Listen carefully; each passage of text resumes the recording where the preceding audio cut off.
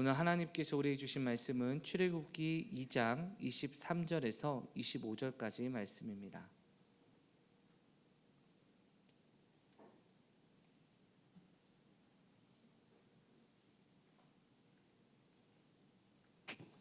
출애굽기 2장 23절에서 25절까지 말씀, 우리 말씀 합독하시겠습니다. 여러 해 후에 애굽 왕은 죽었고 이스라엘의 자손은 고된 노동으로 말미암아 탄식하며 부르짖으니 그 노동으로 말미암아 부르짖는 소리가 하나님께 상달된지라. 하나님이 그들의 고통 소리를 들으시고 하나님이 아브라함과 이삭과 야곱에게 세운 그의 언약을 기억하사 하나님이 이스라엘 자손을 돌보셨고 하나님이 그들을 기억하셨더라. 아멘. 어떤 한 남편이 아내에게 문자를 보냈습니다. 로또 같은 내 아내. 그 아내가 기뻐하며 왜 로또야? 너에게 행운을 가져다줘서 날 만나는 게 로또 당첨과 같다는 거야? 라고 얘기하자 남편이 얘기했습니다. 더럽게 안 맞아서. 사랑하는 성도 여러분, 로또의 번호는 잘 안 맞을 수 있지만 하나님의 은혜와 사랑은 언제나 우리에게 한결같은 줄 믿습니다, 여러분. 또 제가 요새 좀 느끼는 게 뭐냐, 이 컨퍼런스나 이럴 때 가면 김성모 목사님 가끔 예화를 쓰시는데 제가 우리 교회에서 했던 예화도 많이 중복이 되더라고요. 그런데 주위의 표정을 보니까 들었던 것도 또 들으시면서도 막 처음 들으신 것처럼 기뻐하고 막 즐거워하시는 모습을 보면서 아, 메시지가 중요한 게 아니라 메신저가 중요한 거구나, 반복을 두려워하지 말아야겠다라는 생각을 제가 하게 되었습니다, 여러분. 그래서 예전에 했던 거지만 좀 시리즈로 엮어서 한번 말씀을 드리겠습니다. 내용은 무엇이냐? 왜 부부싸움이 시작되었는가? 이 내용입니다. 남편이 아내에게 맥주 한 박스를 이제 10,000원에 사달라고 얘기를 했습니다. 근데 아내가 마트에 가서 뭘 사왔냐? 20,000원짜리 화장품을 사왔습니다. 남편이 물었습니다. 왜 맥주 사오라는데 화장품 사왔어? 아니, 그냥 20,000원짜리 화장품 쓰면 당신에게 더 이뻐 보일 것 같아서 그랬어요. 남편이 얘기합니다. 아닌데 10,000원짜리 맥주 마시면 당신이 더 예뻐 보일 텐데. 네, 그때부터 부부싸움이 시작이 됐답니다, 여러분. 두 번째는 아내가 옷을 벗은 채 거울을 바라보고 있었습니다. 그리고 거울 속에 자신을 보면서 이제 못마땅하면서 얘기했습니다. 기분이 별로 안 좋아. 늙어 보이고 못생겼어. 여기저기 살도 많이 찐 것 같아. 당신 나한테 좀 좋은 소리를 해줄 수 있어? 한마디라도? 남편이 얘기했습니다. 시력 하나는 끝내주는데. 그래서 부부싸움이 또 시작이 되었습니다, 여러분. 예. 세 번째, 아내가 묻습니다. 우리 결혼 기념일에 어디 가고 싶어? 아내가 기뻐하며 흐뭇한 생각에 얘기했습니다. 오랫동안 가보지 못한 곳에 가고 싶어. 그래서 남편이 얘기했습니다. 그럼 부엌에 가보는 건 어때? 그때도 부부싸움이 시작이 되었답니다, 여러분. 또 남편이 또 시리즈입니다, 여러분. 남편이 돌아오는 결혼 기념일에 아내가 남편에게 돌아오는 그 결혼 기념일에 무엇을 원하는지 힌트를 주었답니다. 그녀가 말하기를 나는 0부터 150까지 3초에 도달할 수 있는 뭔가 반짝이는 게 필요해. 이런 이게 뭔 소리냐면 이제 슈퍼카, 페라리, 포르쉐 같은 거 여러분 시속 0에서 150까지 여러분 밟으면 3, 4초 안에 도달한답니다, 여러분. 그러니까 그걸 얘기를 한 겁니다. 그러자 남편이 아내에게 체중계 하나를 사줬답니다. 왜냐하면 150파운드가 67kg이기 때문에 3초 안에 150 도달하는 거. 또 싸움이 시작이 되었다고 하네요. 마지막, 이건 별로 안 웃긴데 소파에서 채널을 돌려가며 TV를 보고 있는데 아내가 옆에서 물었습니다. TV에 뭐 있어? 남편이 대답했습니다. 먼지 있어. 그래서 또 싸웠다는 얘기. 여러분, 남편과 아내는 내 마음 다 몰라줘도 하나님은 우리의 마음을 아시는 줄 믿습니다, 여러분. 제가 늘 청년들한테 늘 하는 게 뭐냐면 솔로일 때를 즐겨라. 물론 결혼이 참 즐겁고 행복한 거 맞죠? 우리 어른들 맞죠, 그렇죠? 대답이 없으십니까, 다들? 네. 너무나 행복하고 즐거운 것이지만 혼자 있을 때를 즐겨라. 왜냐면 정말 특히 남자들한테 말하는 게 많은데요. 나를 위해 내가 마음껏 쓸 수 있는 이 시간은 청년의 때다. 물론 그렇게 쓰지도 않겠지만 이제 결혼하면 그런 게 쉽지가 않다. 정말 나를 위해 온전히 집중할 수 있는 그때가 중요하다라고 말을 많이 합니다, 여러분. 근데 우리 청년들이 좀 착각하는 것 중 하나 뭐냐면 내가 뭔가 부족한 것이 있다면 내가 결혼하는 배우자가 알아주고 챙겨주고 섬겨줘서 내가 더 행복해질 것 같다라는 이 잘못된 착각. 그래서 유명한 얘기가 있잖아요. 남편에게 물었습니다. 아내와 이제 결혼을 할 때 무엇을 기대했습니까? 내가 아침에 눈을 비비고 일어나면 어디선가 탁탁탁탁탁탁탁탁 이 도마의 칼이 이제 두드러지는 소리와 보글보글보글보글 김치찌개가 끓여져서 어머 일어났어요? 식사하세요? 이거를 남자들이 기대하고 여자들에게 결혼할 때 뭘 기대하냐 하면 아침에 눈을 떴을 때 남편이 침대 위로 그 샌드위치와 커피를 가지고 와서 브런치를 주는 것을 꿈꾼다. 여러분 둘 다 개꿈꾸는 겁니다. 여러분 아시죠? 여러분 우리는요 누구 하나 내 마음 같지 않다는 거. 때때로 가족도 내 마음 몰라주고요, 아내도 내 마음 몰라주고 남편도 내 마음 몰라줄 때가 있습니까 없습니까? 있습니다, 여러분. 그래서 정말 그 사람들의 연약함을 뭐라 할 것이 아니라 내 마음을 알아주는 분, 주님과 같이 내 마음 만지는 분은 없네. 오랜 세월 찾아 나날았네. 내겐 주밖에 없네.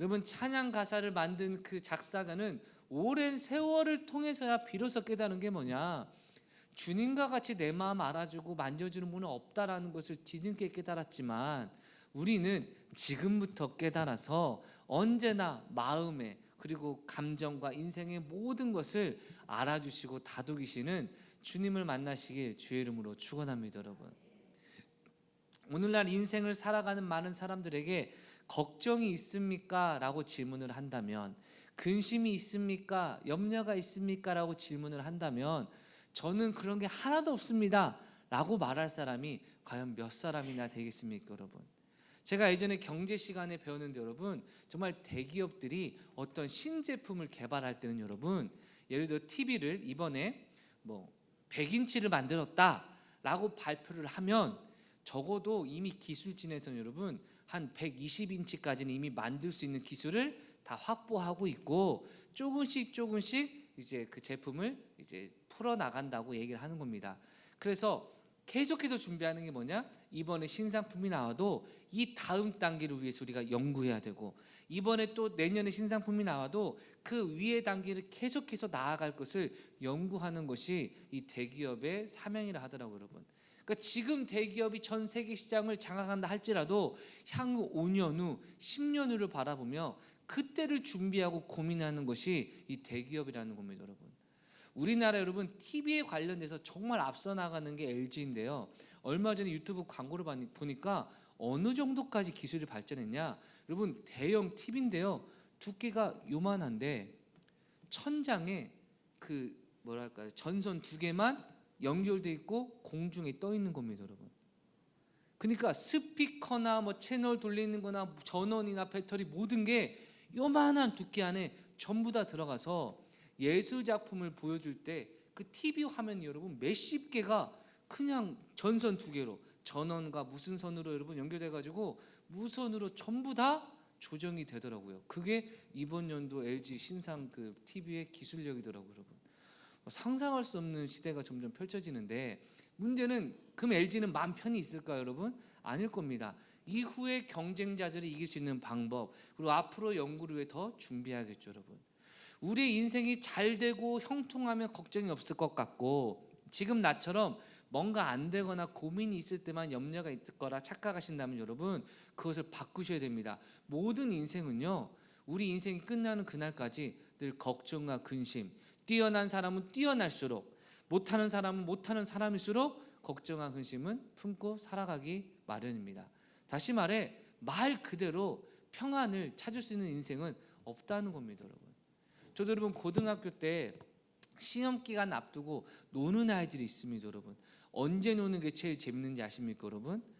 남들 공부할 때 노는 게 제일 재밌습니다. 그럼 그들이 진짜 행복하냐? 아닙니다, 여러분. 딱 시험 결과가 나올 때쯤이 되면 여러분 정말 낙심과 절망에 빠지게 되고, 또 시험 결과 딱 나오면 여러분 바로 그 근심 가운데 그날부터 점심시간에 공부하기 시작합니다.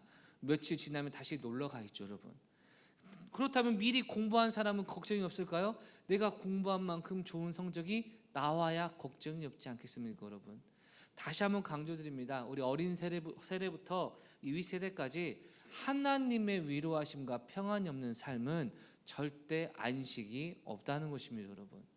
오늘 본문을 보니까 이스라엘 백성이 안식이 없이 고통과 고난을 당하는 모습이 언급되고 있습니다. 우리 23절 읽어볼까요?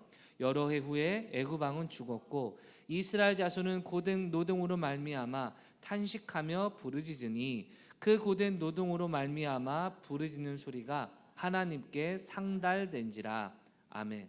여러분, 이스라엘 백성은요, 이후의 내용을 설명드리면 이 요셉이라는 그 자신의 가족 가운데 총독이 나와서 아주 애굽 전체 사람들, 왕으로부터 백성 이르기까지 존중을 받고 존경을 받았던 사람들이 요셉이었고, 따라서 요셉의 후손이었고 그 가족이었던 이스라엘 민족은요 정말 대우받고 잘 살았는데, 문제는 뭐냐? 이집트의 왕조가 바뀌었습니다 여러분. 즉 외부의 민족이 들어와서 애굽을 장악했다가 그들이 축출되고 이제 내부의 민족, 즉 이집트 토착민들이 왕조를 세우니까 이들의 눈에는 그전까지 가나안에서 온 이스라엘 백성이 긍정적으로 보였겠습니까? 안 보였겠습니까? 안 보였죠. 축출될 대상으로 보였겠죠. 그런데 이들의 민족의 숫자가 워낙에 많으니까 이들을 내쫓기보다는 차라리 노예로 삼아서 노동력의 근본으로 삼으면 유익이 되겠다라는 마음을 가지고, 여러분 그때부터 이스라엘 사람들을 노예로 삼아서 그때부터 고난을 주고 고통을 주고 고된 노동을 계속해서 시켜 나갔다는 겁니다 여러분. 어떻습니까? 이스라엘 민족의 입장에서는 하루 아침에 왕권이 바뀌어가지고 존귀한 자가 존귀하지 않은 자가 된 것처럼 완전히 변했죠 여러분. 우리나라도 여러분 정치의 정권이 바뀌자마자 매번 바뀔 때마다 어떤 사람들이 유익을 얻다가 어떤 사람들이 손해를 봤다가 왔다 갔다 하지 않습니까 여러분? 어쨌든 이렇게 뒤바뀌고 있는 현실 가운데 이스라엘 여러분 얼마나 원망스럽고 힘들었겠습니까? 왜 왕조가 바뀌었을까? 왜 우리의 현실이 이렇게 변했을까? 왜 이렇게 우리는 고된 노동을 해야 되는가? 우리가 왜 이곳에서 이방인처럼 살아야 되는가? 라는 고통을 받고 여러분 정말 힘들어하고 있었는데, 문제는 무엇이냐? 그 기간이요 400년 동안 지속이 되었다는 것입니다 여러분. 왜 이스라엘 백성이 400년 동안 고통을 받았느냐라고 말을 한다면 두 가지의 측면이 동시에 제시되고 있습니다. 첫 번째는 이스라엘 하나님께서 아브라함에게 너의 후손이 400년 동안 애굽에서 종살이 할 것이다, 그리고 그 이후에 내가 그들을 데리고 올 것이다 라고 말씀하셨기 때문에 400년의 시간이 정해진 것인데, 이것만 생각하면 여러분 우리가 오해할 수 있는 게 무엇이냐? 그러면 400년이라는 시간이 처음부터 정해져서 이스라엘 사람은 고통받을 수밖에 없었구나 라고 생각할 수 있지만, 여러분 다른 측면은 뭐냐?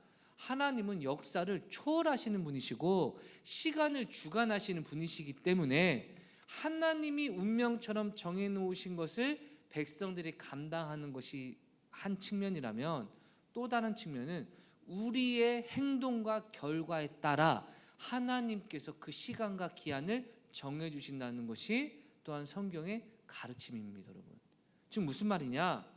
23절에 말한 것처럼 고된 노동으로 탄식하며 하나님을 기억하며 부르짖을 때가 400년 정도 되었을 때 비로소 나타나니, 그때 하나님께서 이스라엘 백성에 예비하신 역사를 베풀어 두셨고, 역사를 초월하신 하나님이 이 일이 이미 일어나기 전부터 모든 것을 아시고 아브라함에게 너의 백성이 400년 동안 종살이할 것이다 라고 예언하셨다고 볼 수 있는 것입니다 여러분.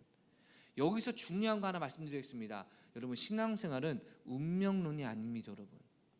어떤 분은 이렇게 말씀하십니다. 목사님 어차피 하나님이 다 주관하신다면서요. 그러면 내가 앞으로 죄 짓는 거, 내가 이번에 친구를 때린 거, 내가 앞으로도 몇 년 후에 망할 거, 이 모든 것이 하나님이 다 주관하시는 거니까 나는 어쩔 수 없이 친구를 때릴 수밖에 없고 어쩔 수 없이 화를 낼 수밖에 없는 그런 존재 아닙니까? 아닙니다 여러분.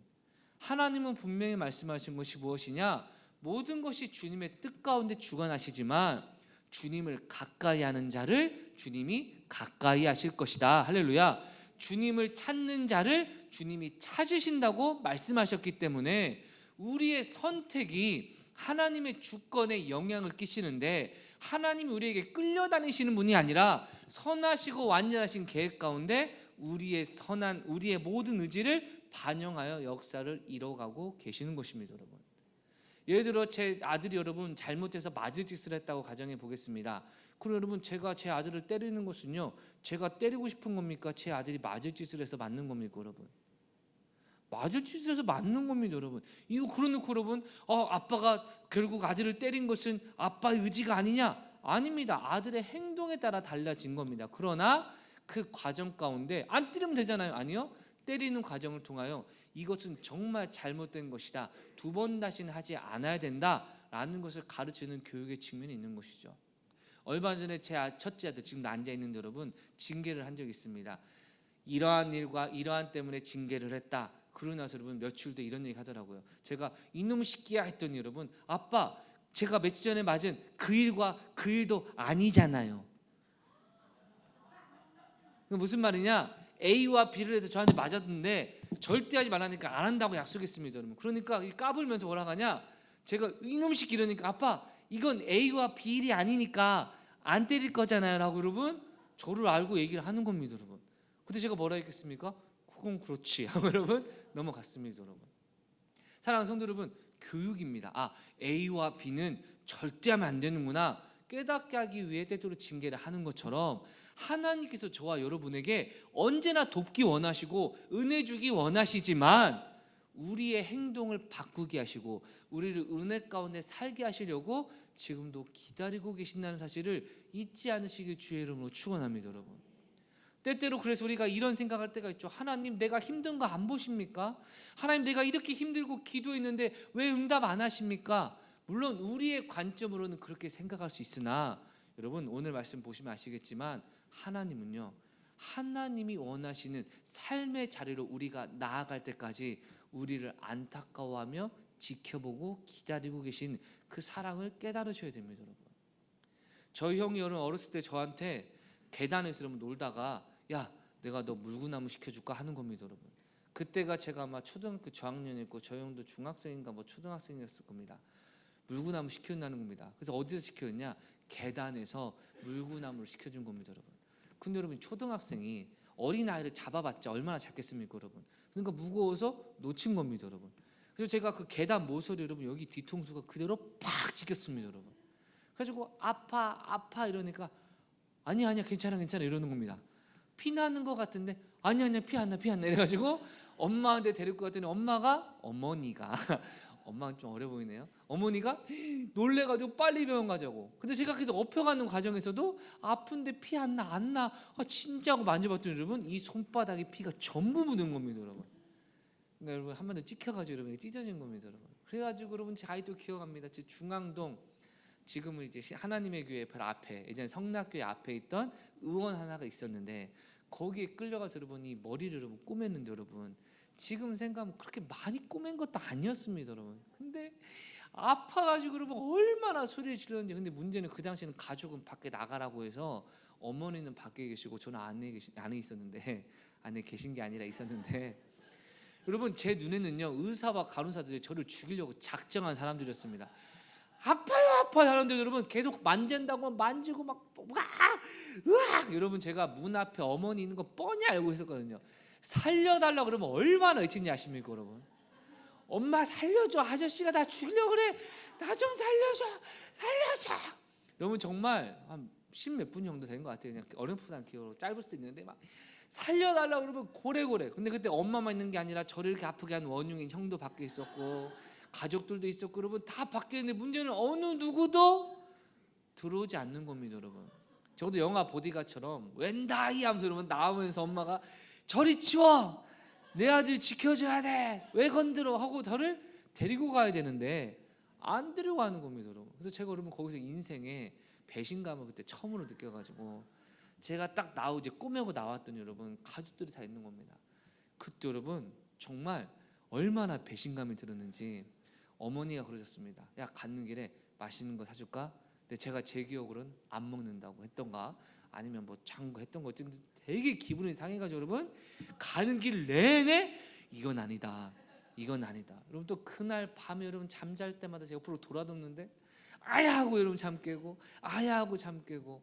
근데 여러분 지금 생각해 보면 밖에서 아들이 막 울부짖을 때 들으시는 어머니가 저거 좀 참아야 되지 뭐 어린 것이 군대는 어떻게 가려고 이러셨겠습니까? 아니면 안타까워하셨겠습니까, 여러분? 예.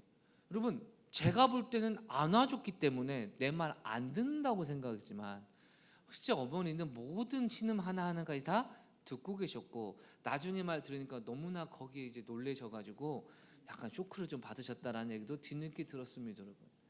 우리가 신앙생활을 할 때 때때로 하나님 왜 나의 이런 현실을 안 돌아봐 주십니까? 하나님 어디 계십니까? 라고 때때로 원망도 하고 울부짖는 모든 울부짖음 하나님이 안 들으시는 것이 아니라 우리의 고통 소리를 전부 듣고 계신다는 것입니다, 여러분. 이스라엘 백성이 고된 고통으로 말미암아 탄식하며 부르짖으니 그 고된 노동으로 말미암아 부르짖는 소리가 하나님께 상달된지라 하나님께 들려왔다는 겁니다, 여러분. 근데 너무나 안타까운 것은 무엇이냐? 목사님, 그럼 왜 이스라엘 백성은 400년 동안 노예 생활했어야 했나요? 하나는 여러분 몇십 명에 불과했던 이스라엘이 생육 번성하는 시간이 필요했지만 또 하나는 오늘 본문에 두 번이나 반복되잖아요. 그들이 하나님께 부르짖었던 이유는 두 번이나 무엇입니까? 고된 노동 때문에 부르짖었던 겁니다. 하나님께 기도할 수 있는 여건이 무엇 때문이었다는 겁니까? 인생이 힘들고 고통이 찾아와야 하나님께 부르짖었기 때문에 그래서 400년이 걸린 겁니다, 여러분. 우리가 우리 약한 타락한 인생의 본성을 생각해 볼 때 평안할 때 하나님 찾습니까? 솔직하게 잘 되고 계획대로 되고 모든 게 할렐루야 하하하 호호호, 집에 가면 아내가 여보 하하하하, 남편도 호호호 여보 사랑해, 아들도 엄마 아빠 순종하겠습니다 하하하하. 여러분 이런 분위기가 되면 하나님 찾습니까? 아니면 그냥 행복하게 잘 지냅니까? 행복하게 잘 지내잖아요, 여러분. 그런데 고난이 찾아와야 그때 하나님을 찾는 거 아닙니까? 아니 목사님 행복하면 된 거 아닙니까? 아닙니다. 하나님 우리를 구원하신 목적은 사명이 있기 때문에 부르신 것입니다, 여러분. 특히 이스라엘 백성을 부르신 목적, 아브라함을 부르신 목적을요, 창세기는 뭐라고 말하냐? 내가 제사장 나라로 그들을 삼아서 모든 열방과 하나님 사이를 화목하게 하고 하나님을 알리는 재생산 사역자의 삶, 제사장의 삶으로 그들을 부르셨다라고 말씀하셨는데 이스라엘 백성 여러분 애굽에서 어떻게 산 겁니까? 존중받고 대우받고 살다 보니 애굽을 떠날 생각을 하지 않은 것입니다, 여러분. 그러자 하나님이 그들을 징계하시는 과정처럼 고된 노동을 드디어 그들이 당하자 그들이 하나를 깨닫게 됩니다. 아, 이 애굽은 우리가 살 곳이 아니라 가나안으로 가야만 우리가 평안하게 살 수 있구나. 우리 조상 아브라함과 이삭과 야곱의 하나님이 말씀하신 가나안으로 가야만 비로소 우리가 행복할 수 있구나. 그러니 그때서야 주님을 찾았다는 겁니다, 여러분. 오늘날 저와 여러분도 마찬가지입니다. 목사님 왜 이렇게 내 삶에 힘듦이 찾아올까요? 어려움이 찾아올까요? 하나님이 저와 여러분 향한 계획과 부르심이 있는데 그것이 무엇입니까? 복음을 전하고 복음을 누리고 복음으로 풍성한 삶을 누리는 재생산 사역자의 삶인 줄 믿습니다, 여러분. 그런데 우리가 이 세상에 살다 보면 이 세상이 전부인 것처럼 적당히 신앙생활이나 아니면 적당히 그냥 잘 지내면서 이 세상에서 만족하기 원할 때 하나님께서는 때로는 고난을 통해서 우리는 이 세상에 살 존재가 아니구나. 우리는 영원한 하나님 나라를 바라보며 살아가는 그리스도인의 정체성을 깨달아야 되는구나. 할렐루야 라고 깨닫게 하시며 은혜의 자리를 인도해 나가시고 계시는 것입니다, 여러분.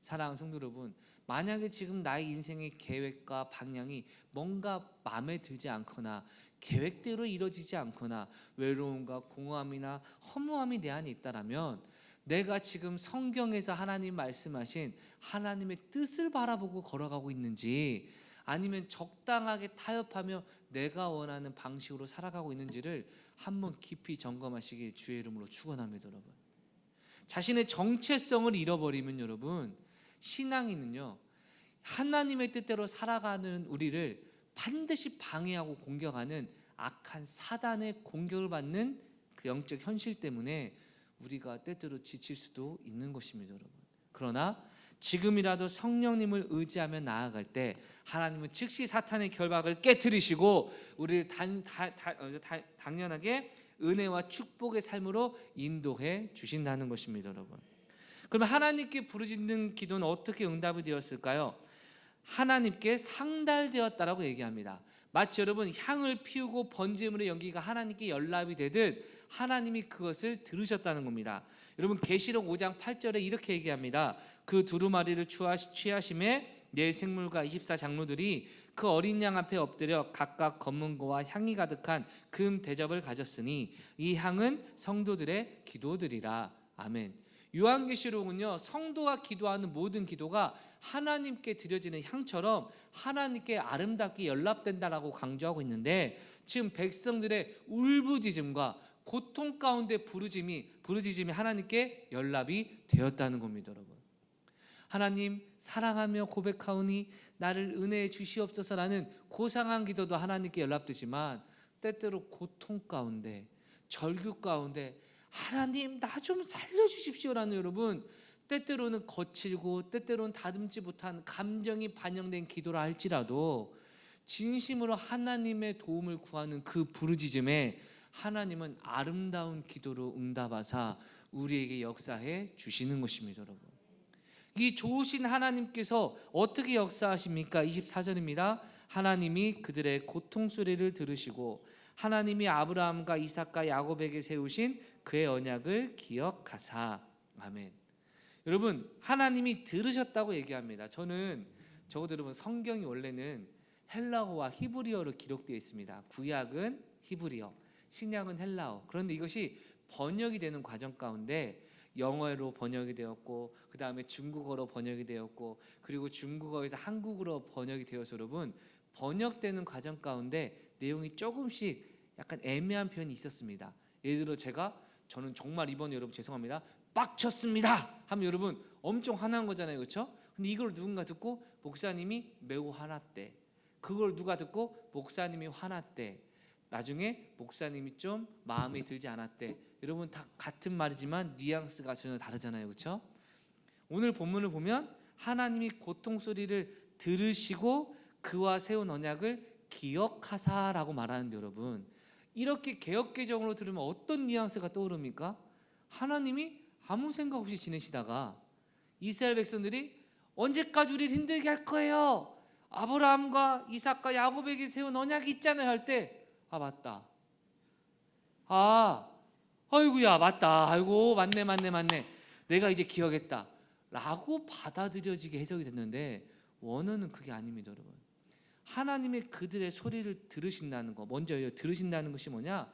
귀로 들었다는 게 아니라 세세한 것까지 자세히 주의하고 경청하고 적절하고 명확하게 응답할 것까지 다 포함한 들으심을 이야기하고요. 기억했다는 것은 어떤 거냐?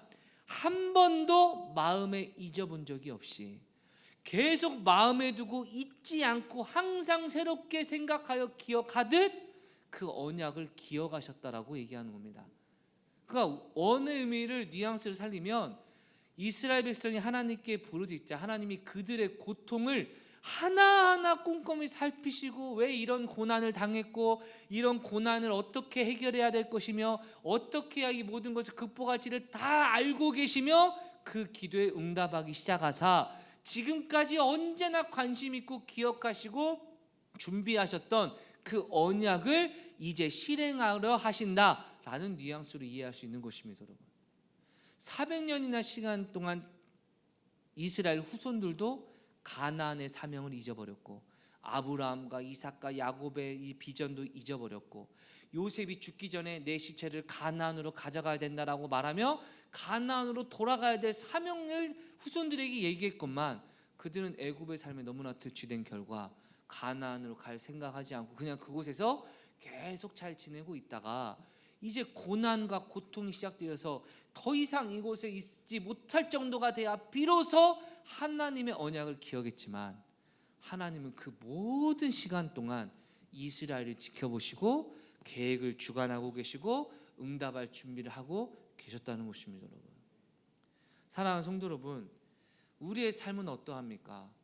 나의 삶에 힘듦과 어려움이 찾아올 때 왜 이런 어려움이 찾아왔는지, 그리고 어떻게 하면 극복할 수 있는지 하나님의 말씀을 묵상하며 주님을 기억하며 주님의 뜻 가운데 나아갈 때, 여러분, 우리의 삶은요 고통과 고난 없이 때때로 그것이 찾아온다 할지라도 너끈히 이기며 승리하며 나아갈 줄 믿습니다. 여러분, 그런데요, 때때로 이 세상 일이 내 뜻대로 안 풀리고 내 계획대로 되지 않는 현실을 마주할 때, 전부 그렇다고 말씀을 드리지 않겠습니다만, 많은 경우 하나님의 나라와 주를 위해 약속하고 서약하고 주님을 사랑하고 충성하기로 했던 우리의 신앙의 중심이 많이 희석되어서 그냥 이 세상에 안주하고 만족하려는 우리의 잘못된 판단으로 인해 하나님이 다시 은혜 자리로 부르시는 징계의 손길, 은혜의 손길일 수도 있다는 것을 잊지 않으시길 주의 이름으로 축원합니다. 여러분, 성경은 여러 군데에서 얘기합니다. 우리가 교만하여 하나님을 찾지 않으면 응답하지 아니하시고 징계하셔서 하나님의 은혜의 자리로 직접 인도해 가시는데, 이 과정 여러분 힘들까요? 편안할까요? 힘들 수밖에 없지 않겠습니까? 여러분, 야고보서 4장 2절과 3절입니다. 너희는 욕심을 내어도 얻지 못하며 살인하며 시기하여도 능히 취하지 못하므로 다투고 싸우는도다. 너희가 얻지 못함은 구하지 아니하기 때문이요, 구하여도 받지 못함은 정욕으로 쓰려고 잘못 구하기 때문이라. 아멘. 왜 예수님의 동생 야고보가 이 서신을 썼겠습니까? 성도들이 기도하면서 이런 얘기하는 겁니다. 기도해봤자 응답이 안 되더라. 기도해도 하나님이 안 도와주시더라. 하나님 앞에 기도할 필요도 없다. 이게 기도할 일도 아니다. 이제는 지쳤다. 그들에게 뭐라고 얘기하는 겁니까? 너희가 진정으로 구하지 않았기 때문에 하나님 응답 안 하시는 것이고, 진정으로 구해도 응답이 없는 건 너의 만족과 유익을 위해 쓴 것이지 하나님의 영광을 위해 쓴 것이 아니기 때문에 응답받지 못한 것이다. 여러분, 하나님은 지금도 하나님의 뜻에 순종하며 필요한 모든 것을 공급해 달라는 주님, 우리의 기도를 응답하시고 역사하시는 줄 믿습니다. 여러분, 가끔 그런 장면을 봤는데, 여러분, 예전엔 여러분 그 택배로 예전 익산에서 서울로 보낼 때 가장 빨리 보내는 게 뭔지 아십니까? 여러분, 방법이 터미널에 여러분 가셔가지고 터미널 차가 여러분 갈 때 그 버스에다가 이 택배 맡겨가지고, 여러분 이 버스가 오늘 서울 가면 이제 2시간 반이면 도착하잖아요. 여러분, 그렇죠? 그 편으로 배달하는 게 제일 빠릅니다. 여러분, 여기에서 궁금한 게 있으시면 김승중 안수 집사님과 장수 권사님께 물어보면 정답을 많이 알 수 있습니다. 여러분, 내가 여러분 아무리 가려고 해도 안 되고, 여러분 가장 좋은 건 서울 가는 차편에 짐 좀 실어주세요 하고 맡기면 이 여러분 이 버스가 아이고 무거워하지 않고 여러분 데리고 가서 서울에서 여러분 기다리고 있는 사람에게 바로 배달되는 줄 믿습니다. 여러분, 왜 갑자기 이 얘기하냐? 여러분, 우리 인생의 무게에 있는 걸, 아니 힘든 걸 내 인생의 목표인 서울까지 가져가려 할 때 내가 들고 가려 하면 여러분 힘들고 무거워서 여러분 아마 대전 가다가 포기할 겁니다. 그런데 서울로 가는 버스에 실듯이 나의 인생을 모든 계획을 가지고 계시고 가장 형통한 길로 인도하시는 하나님의 계획에 내 삶을 맞추면 나의 삶의 평안과 물질과 행복이 주님의 은혜 가운데 자연스럽게 흘러온다는 사실을 깨달으시길 주의 이름으로 축원합니다. 여러분, 갈렙이라는 사람이 있었습니다. 나이가 좀 젊었죠. 그런데 여러분, 여호수아 갈렙이 정탐을 했는데 나머지 10명의 정탐꾼들은 뭐라고 하느냐? 우리는 가나안에 갈 수가 없다 이러는 겁니다. 근데 여호수아 갈렙이 뭐라고 하냐? 무슨 말이냐? 저거 가져갈 수 있다. 그 땅 우리가 가질 수 있다 라고 이런 믿음으로 고백을 하니까 하나님께서 뭐라고 약속하시냐? 여호수아 갈렙 이외에는 가나안 땅을 얻지 못할 것이다 하고 여러분 40년 동안 그 방황하게 하시고 모든 세대를 다 땅에 묻어서 가나안 들어가지 못하게 하십니다. 여러분, 이 갈렙이 여러분 40년이 지난 후에 나이가 최소 7, 80이 되지 않았겠습니까? 여러분, 그런데 그가 헤브론이라는 곳을 여러분 장악하려 할 때 뭐라고 여호수아에게 말하냐? 당신도 그때 들으셨겠지만 내가 그 땅을 취할 것이라고 하나님께 약속을 했습니다. 그리고 그 땅을 내가 취하려 합니다. 그래서 하나님이 지금까지 나한테 이렇게 건강한 몸을 주시고 강건하게 하셨습니다 라고 고백하는 장면이 나옵니다. 여러분 무슨 말이냐? 여러분 갈렙 입장만 생각해 보세요. 여러분 건강하게 오래 살고 싶습니까? 아니면 그냥 빨리 죽고 싶습니까? 여러분 굵고 짧게 살겠습니까? 아니면 얇고 길게 살겠습니까? 아니면 하나님 은혜 가운데 굵고 길게 살겠습니까? 여러분 굵고 길게 살아야잖아요. 여러분 조선시대 때 그리고 몇백 년이 안 됐죠. 평균 수명이 여러분 40대라는 거 아십니까? 여러분 그 무려 2000년 4000년 전에 그 당시의 남자가 평균 수명이 80이 넘겠습니까? 더 낮겠습니까? 여러분 더 낮을 수밖에 없지 않습니까? 여러분 근데 갈렙이요 하나님이 약속하신 그 땅을 내가 취하겠다라고 서약하고 하나님이 약속 응답하시니 그 나이까지 여러분 건강을 지켜주시고 강건하게 하셨다라고 성경이 증거하는 겁니다. 여러분 나는 몸이 안 좋아서 사역 못하겠어. 그럼 여러분 사역 못할 수 있겠지만 하나님 사역 감당할 수 있도록 건강 허락하여 주시옵소서. 그럼 나아갈 때 하나님이 사역으로 우리 쓰셔야 되잖아요. 그렇죠? 그럼 건강하게 하시겠습니까? 못하게 하시겠습니까? 건강하게 하십니다. 여러분 그러면 나는 건강이라는 것을 어떻게 얻은 겁니까? 하나님의 사역을 감당하며 하나님 주신 건강을 주시는 거 아닙니까? 여러분 저 개인적인 간증을 하자면 여러분 저는 어렸을 때 어떤 상황이 되면 말을 못 해가지고요 그래서 집에 가서 여러분 맨날 후회했습니다. 그때 그 말할 거 저 말할 거.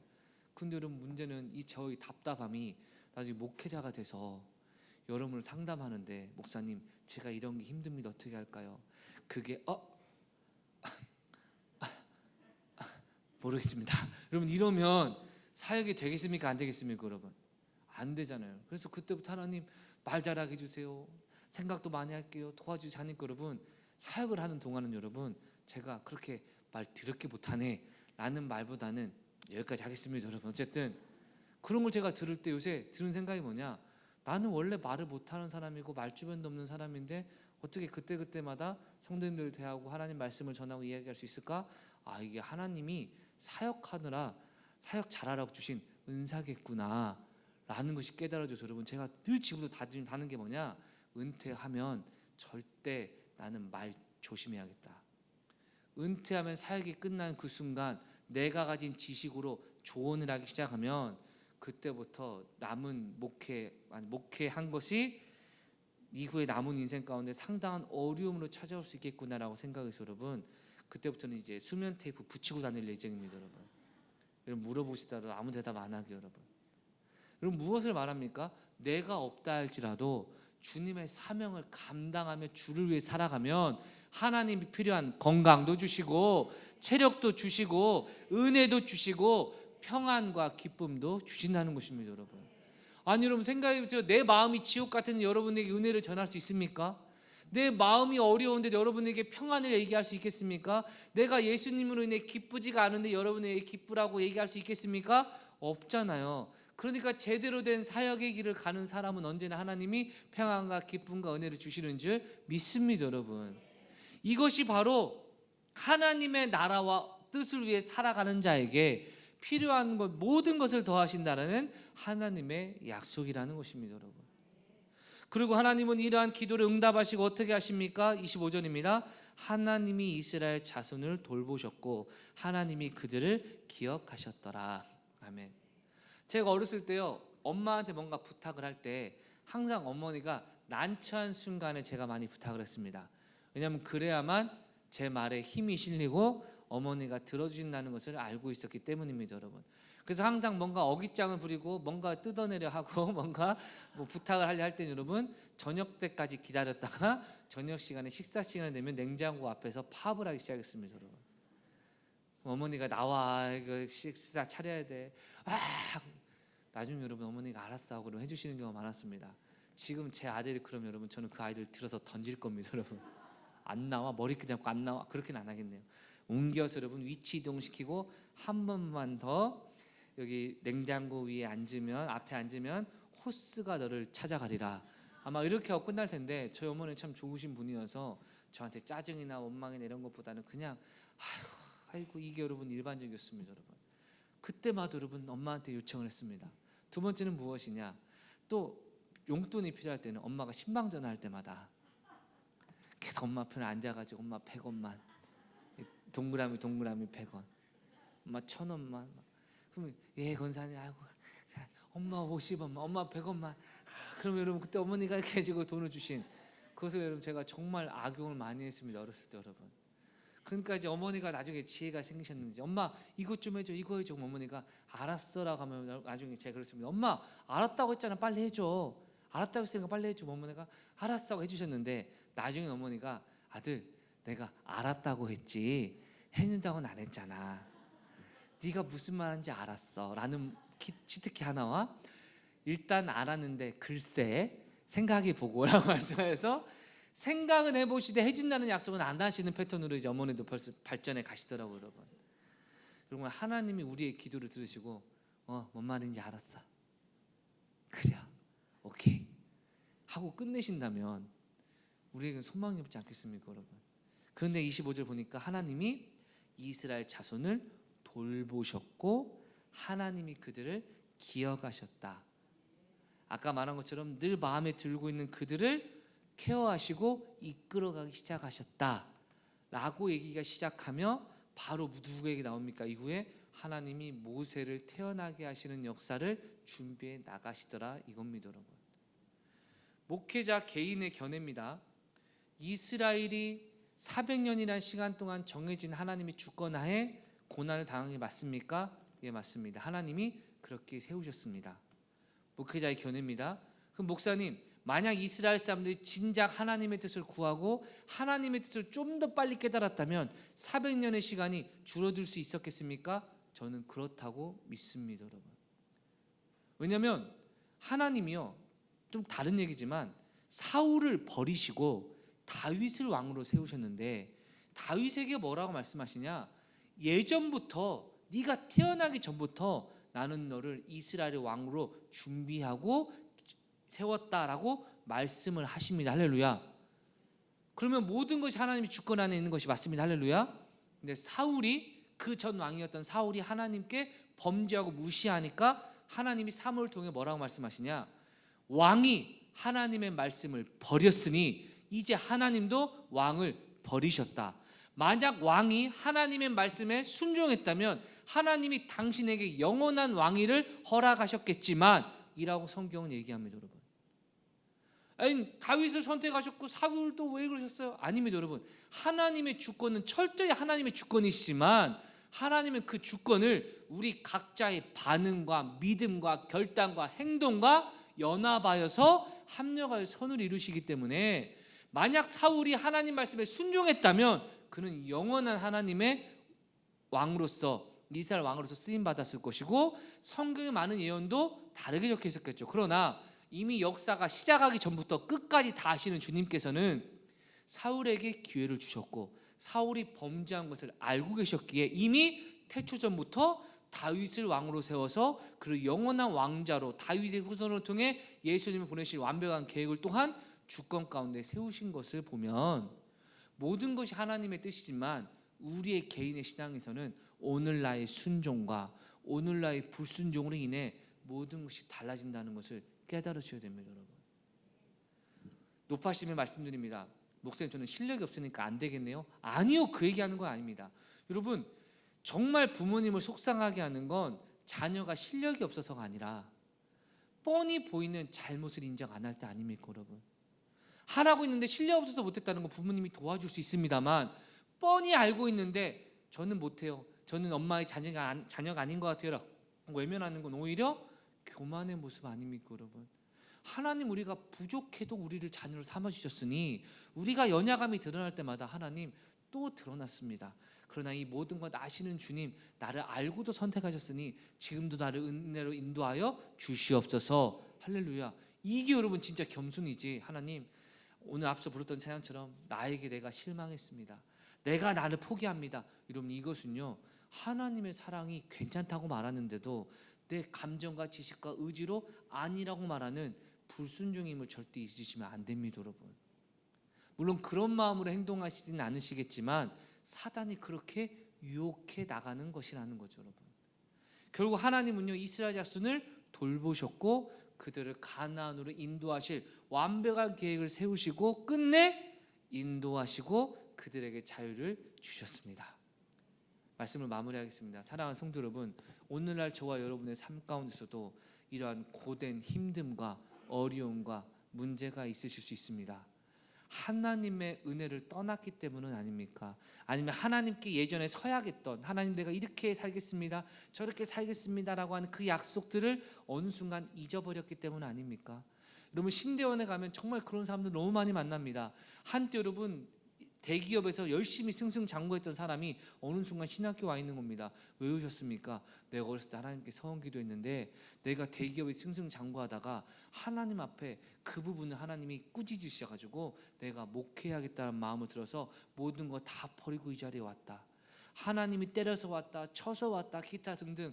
물론 그런 게 다 전부는 아니지만 그분들의 간증의 눈빛 가운데서는요, 언제나 내가 진작 하나님의 뜻에 순종했다면 지금보다 훨씬 더 기쁨과 은혜가 넘쳤을 것이라는 안타까움이 언제나 담겨 있었습니다, 여러분.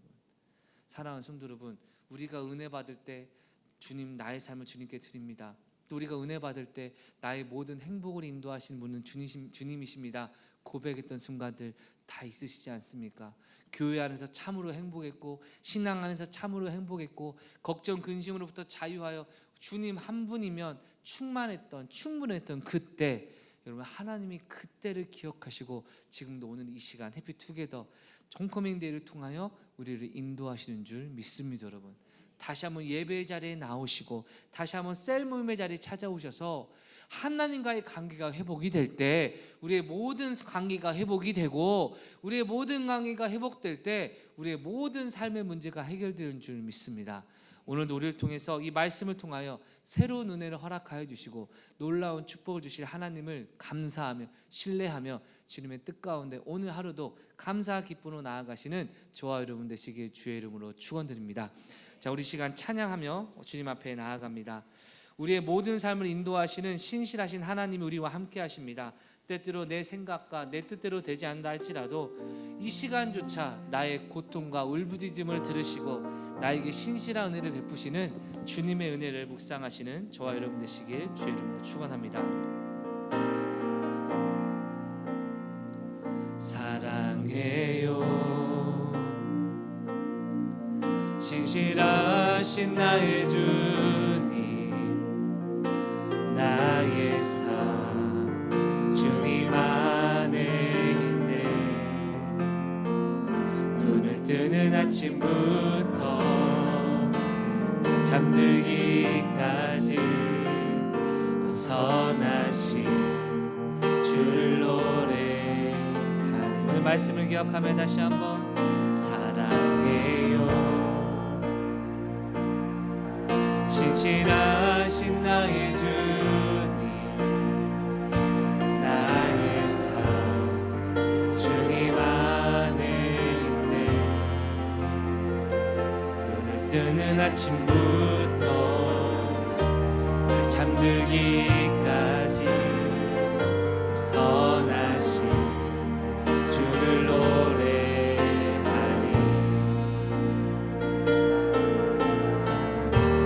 신실하신 나의 주님, 나의 삶을 인도하셨네.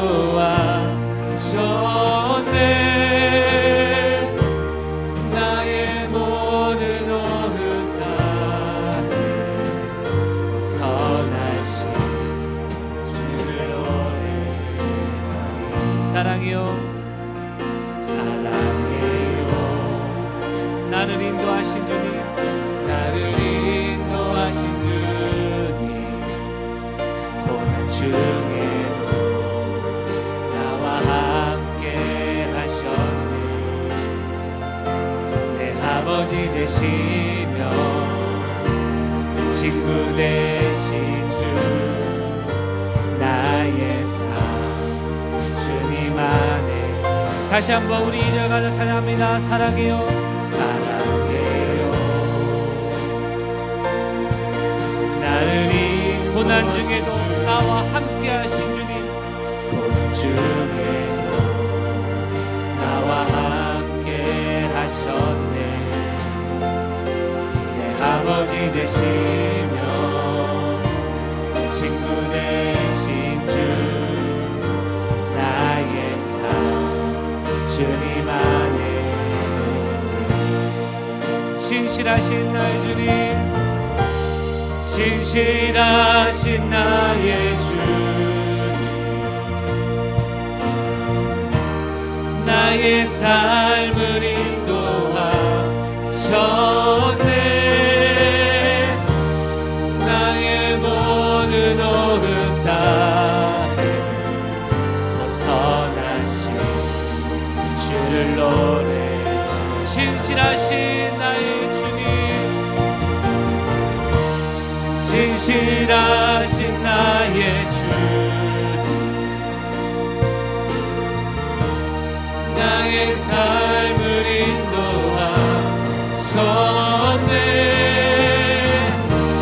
나의 모든 오급 다해 벗어나신 주를 노래하리 주님의 선하신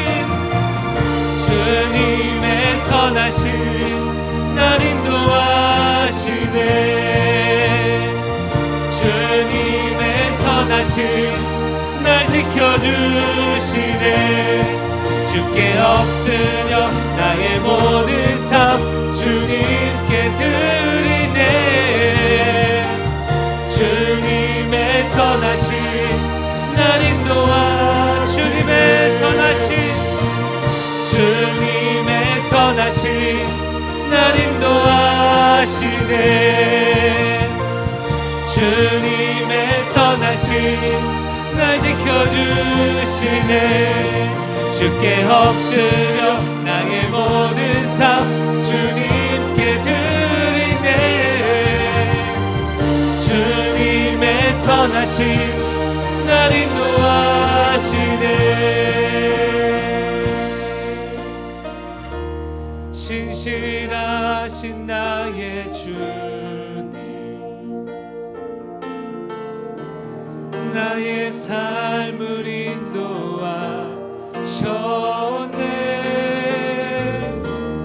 나의 모든 오급 다해 벗어나신 주를 노래 마지막으로 고백합니다. 신실하신 나의 주님 신실하신 나의 주님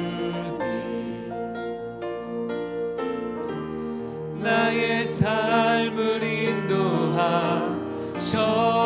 인도하셨네 나의 모든 오급 다해 벗어나신 주를 노래하리 우리의 시간 다시 한번 마지막으로 기도합니다. 주님 우리의 인생 전체를 통틀어 지금까지 하나님의 신실하신 애가 있었기에 내가 예수님을 알고 내가 주님을 만났고 또한 지금 이 자리에 다시 서 있습니다.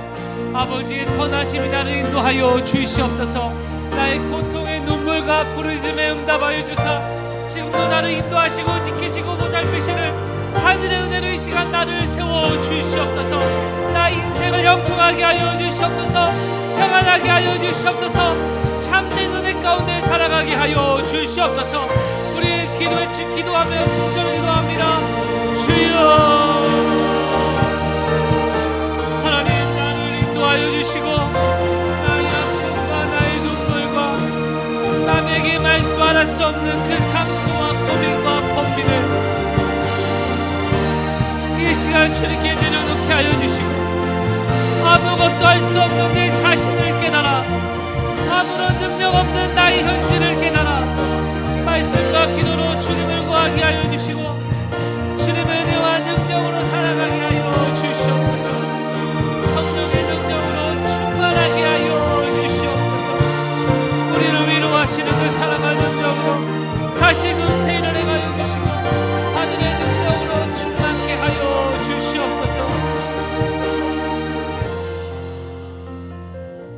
좋으신 하나님 아버지, 언제나 우리에게 좋은 것 허락하여 주시고 시냇가에 심은 나무처럼 형통하게 하시고 은혜 주시는 좋으신 분심을 믿음으로 고백하며 나아갑니다. 우리 삶 가운데 많은 어려움과 염려와 걱정이 있습니다. 주님이 모든 것 내려놓고 먼저 그 나라와 의를 구하며 하나님의 위로하심을 바라보며 주님과 함께 교제하고 주님의 성도들과 함께 친밀함을 누리며 주님의 사역 가운데 충성하며 나아갈 때 우리에게 모든 필요한 것을 채우시는 하나님의 은혜로 풍성하게 채우실 줄 믿사오니 역사하여 주시옵소서. 예수 이름으로 면하니 모든 질병, 모든 걱정, 모든 부정함, 모든 연약함 떠나가게 하여 주시옵고 오직 하나님의 능력으로 치유하여 주시옵고 회복시켜 주시옵고 능력으로 붙들어 주시옵소서. 주의 볼로 덮어주사 신앙이 회복되게 하시고 열정이 타오르게 하여 주시고 하늘의 은혜와 사랑으로 충만하게 하사 오늘 하루도 능력과 은혜로 감사하는 하루하루 될 수 있도록 인도하여 주시옵소서. 역사하신 주님 감사하며 예수님의 이름으로 기도드렸습니다. 아멘.